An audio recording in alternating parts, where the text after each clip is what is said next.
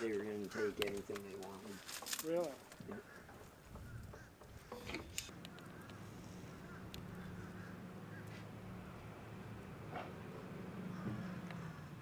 Yeah, we stayed, and never again.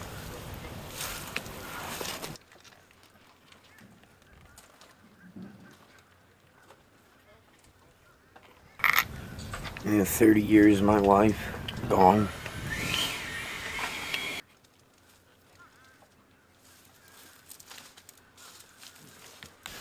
It's myself, my mom, my dad, and they're, elderly. And it's basically me that's doing everything.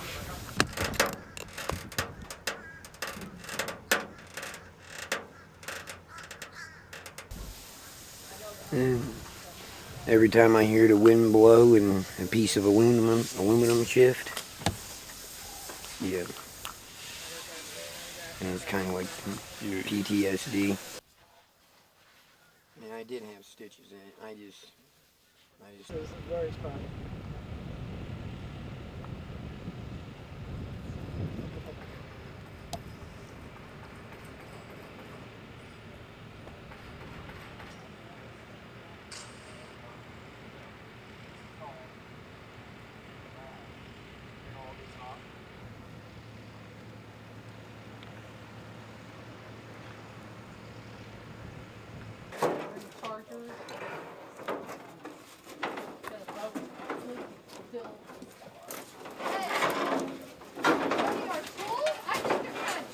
It's like a death of a loved one, it's just like the pain just comes and goes.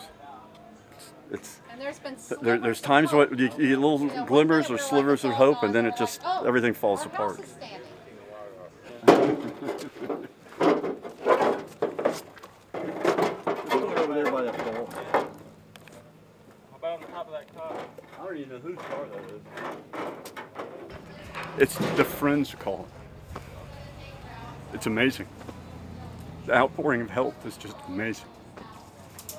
Oh, just on the, we always go on the other side of 75. West Fort Myers. On the other side. I mean, east, I'm sorry. So we couldn't go, so we went back to their house, my daughter's house, and then they told us to get out. So then we booked out of there, and we had a hotel room. Because they did an off-cycle update. National Hurricane Center, it's usually the two. Well, besides being overwhelming, I mean, I've been through storms since I was a kid, born and raised in Florida, Don and 60, and all the big ones and everything. And I've seen devastation, but I've never seen it this widespread. Even with Charlie, it was probably a 20-mile wide swath. This is enormous. I mean, everywhere you drive over here, it's tore up.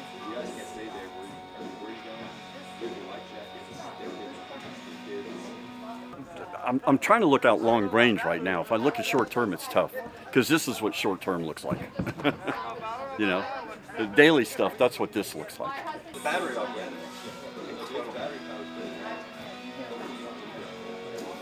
Well, I think what we are witnessing is what we've been witnessing since the dawn of society, and that is banding together and helping as best we can with what we have.